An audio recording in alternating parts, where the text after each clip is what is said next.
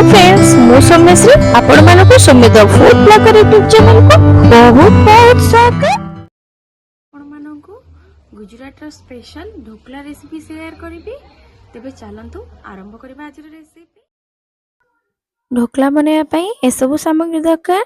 किछि हल्दी पाउडर नहीं जाइछि, चीनी नहीं जाइछि, स्वाद अनुसार लूण नहीं जाइछि, कंचा लंका को मध्य काटिक नहीं जाइछि, किछि भुसंग पत्र नहीं जाइछि, आउ किछि सोरिष नहीं जाइछि, अदा को मध्य नहीं जाइछि, आउ रिफाइंड ऑयल नहीं जाइछि। आउ मैं किछि बेसन नहीं जाइछि। आ मु ए बाउल रे गोटे बाउल नहीं जाइछि। तापरे दरकार अनुसार पानी आउ इनो को मध्य नहीं जाइछि। तापरे मु आ गोटे बाउल रे बेसन नहीं जाउछि। आ मु ए बाउल रे बेसन को मापी नहीं जाइछि। आ मते टिके जेहेतु कम लागिला मु आउ आधा बाउल पाखा पाखी बेसन नहीं जाइछि। देखि पारथिबे एतिकी ही नहीं छी।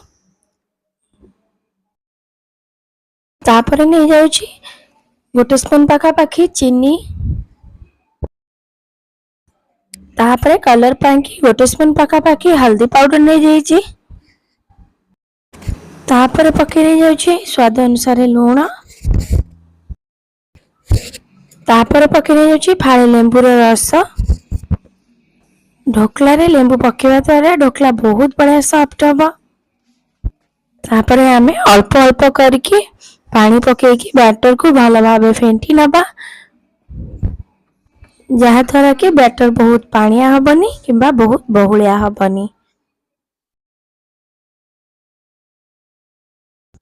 एबे बैटर भल भाव मिक्स हो जाइछि। तापरे मो अदा को ग्रेट करी नहीं जाउछि। एबे चलंतु नेक्स्ट प्रोसेस को जेबा। नेक्स्ट प्रोसेस रे मोर स्टील रो बाउल नहीं जाउ। से स्टील बाउल रे रिफाइंड ऑयल को भल भाव स्प्रेड कर नहीं जाइछि।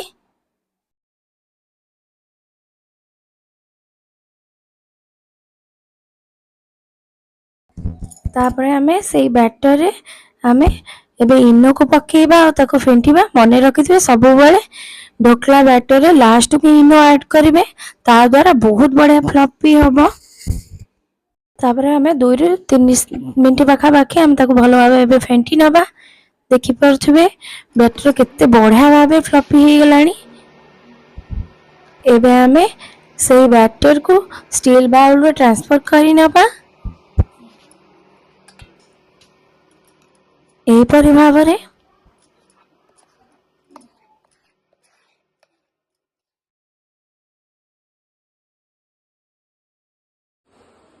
नेक्स्ट प्रोसेस रे मु गोटे पैन नहीं जाइछि। आ मु सेई पैन रे पानी गरम करी नहीं जाइछि। आ मु गोटे स्टैंड पके नहीं जाइछि। आ मु सेई बैटर को एबे तादे रखी की लीड देई की 15 ରୁ 20 मिनिट पर्यंत स्टीम होबा को छाडी नबा। आ मझिरे मझिरे ताको नाइफ सहायता रे ताको चेक करिबा हेलानी कि नहीं। एही परि भाबरे जदि बैटर टी लागे जानिबे जे हेनी। जदि देखि पाथि मोर बैटर लागुनी ता माने पूरा रेडी हो जाइछि। जदि आपण मानको बैटर लागुछि ताले 15 ରୁ 20 मिनिट पर्यंत स्टीम करि नेबे। एबे मु ढोकला को बाहर कर नहीं जाइछि। आ मु ताको प्लेट रे ठंडा करी ताको कट करी नहीं जाउछि। देखि पाथि केते बढ़िया भाबे पूरा सॉफ्ट हिची ढोकला बढ़िया भाबे कट हो जाउछि।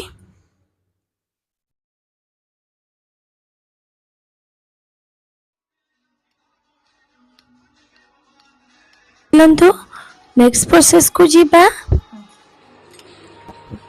नेक्स्ट प्रोसेस है मोर फ्राई पैन नहीं जाइछि। फ्राई पैन ने 2 टीस्पून पका पकी रिफाइंड ऑयल नहीं जाइछि। 2टा कंचा लंका को मु पके नहीं जाइछि।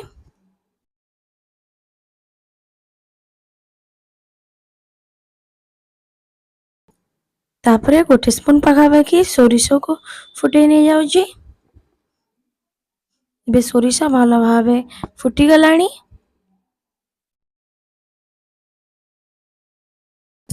तापरे एबे हमें भुसंग पत्र को पके नबा।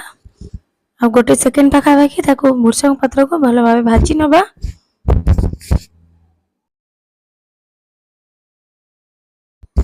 एबे भुसंग पत्र भल भावे भाजी जाइछे। तापरे मु 6 ରୁ 7 स्पून पाखा पाखी पानी पके नहीं जाइछे। आ ताको फुटीबा को छाडी नबा। ତାପରେ ପକେଇ ନେଇ ଯାଉଛି ଫାଳେ ଲେମ୍ବୁର ରସ,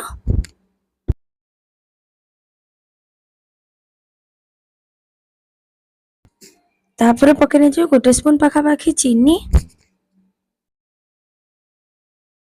ପକେଇ ନେଇ ଯାଉଛି ସ୍ୱାଦ ଅନୁସାରେ ଲୁଣ। ଏବେ ତାକୁ ଭଲ ଭାବେ ମିକ୍ସ କରି ନେବା। ଏବେ ଆମର ତଡ଼କା ପୁରା ରେଡି ହେଇଯାଇଛି।